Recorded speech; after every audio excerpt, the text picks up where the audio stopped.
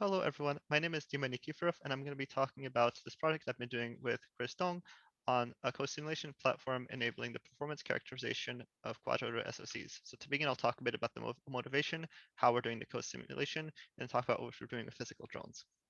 So to begin with, the high-level problem we're trying to solve is to make it easier to accelerate robotics workloads, which need to be accelerated because robots face increasingly tight latency and energy constraints, especially for mobile robotics.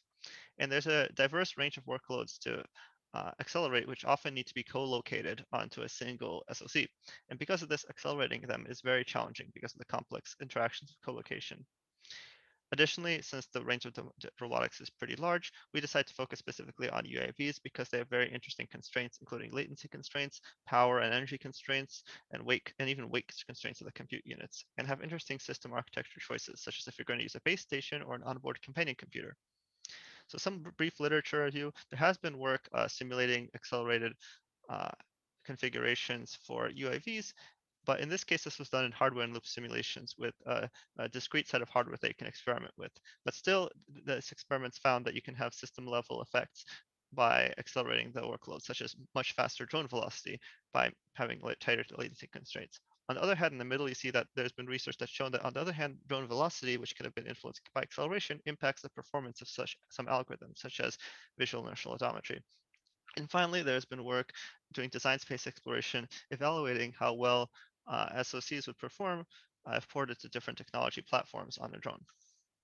So what we want to do is we want to enable a better accelerator prototyping flow. Typically, accelerators are designed and profiled using fixed benchmarks run in simulation just through simulating the SoC.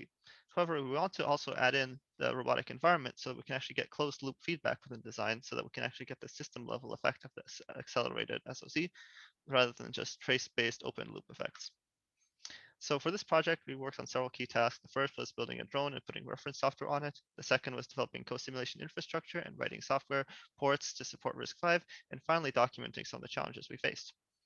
So first, I'll talk about the co-simulation architecture. To begin with, we want to simulate the AirSim simulator, which is a drone simulator made by Microsoft with FireSim. So we want to focus on simulating a companion computer rather than the full flight controller and companion computer, because the flight controller typically is already meeting real-time constraints and is pretty solved. So in this case, we will have the AirSim communicate with remote procedure calls with FireSim's host, which runs purely on the CPU, which then uses a token interface to synchronize with the FPGA running the accelerated SoC simulation. And to simulate on the AirSim side, we'll be using the APIs within AirSim for synchronizing time. Next, for the experiments we did, we mainly started with QEMU, which is a RISC-V virtual machine, rather than doing a full SoC emulation at first, so we can develop some of the software.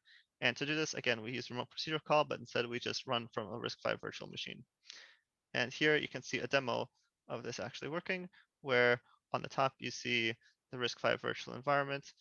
We're launching the command to start setting waypoints to a drone, and you see the simulated RISC-V environment is now communicating with the simulated drone. So this is running in RISC-V now. And so this can be used later to map onto FireSim and control the drone simulation from within a simulated chip. So next, we're going to talk about how we want to simplify the architecture as we start to develop. So instead of using the full synchronization bridge driver, we just stick with connecting the two simulators through the NIC without synchronization yet. This is to streamline the process. Next, the second step was to be able to do future work for developing ROS applications for the simulated SoC. We also ported the core libraries of ROS to RISC-V. So here you see ROS Noetic running in a RISC-V Fedora environment. Finally, we want to talk about the kind of target system that we will use to drive the co-simulation development. So the target system will be one that has a separate flight controller and companion computer with a flight controller stack doing some of the low-level control, and the high-level companion computer stack will do the high-level control, like mapping, object detection, or classification. Next, we'll talk about some of the physical drone experiments we had. So we followed the ASPLOS 21 build guide and we assembled this drone, but we did some major system differences compared to the target system we were trying to simulate, because in this case, both the inner and outer control loops are both co-located on the Raspberry Pi. So here are some of the parts we used. We had the F450 frames, some motors, some propellers, a Raspberry Cam to get image data, a Raspberry Pi to do the computation, the battery to power the drone, 3-cell LiPo battery, the Navio 2 hat, which had the various sensors like the IMU and GPS, the actual GPS antenna, some electronic speed controllers to drive the motors, RC unit to control the drone manually, and some PPM encoders to uh, put all the RC channels into one single channel onto the Navio 2. So here's an initial demo of the drone flying. So you can see here that by manual control, it's already able to achieve pretty stable flight, although it does need to have manual correction in order to function properly. But nonetheless, decent flight, we get a good landing, but still manual control at the moment. So next step after this is to talk about kind of the high-level system architecture we have. So on the software side, we have the flight controller, an RTCopter, and our high-level control using MAVROS, which communicate over MAVLink. Then MAVROS can then talk to other ROS nodes, such as one that can do pose estimation. For sensing, the MAVROS can connect with Raspberry Cam to get the camera data through a ROS topic, and RGCopter can communicate with the IMU and GPS through a serial communication. It can then drive the motors using an electronic speed controller, which figures out the specific voltages and sine waves to drive the brushless DC motors. Finally, the RC controller can communicate with RGCopter over the PPM signal, versus the ground controller can communicate through MAVROS to the RGCopter using MAVLink. So next step is to set up the vision setup that we have for pose estimation. So to do this, we use the April tag graphical fiducial. And you can see here that as the camera is tracking the April tag, you can see in the RViz view that the transforms are correctly being displayed from the drone.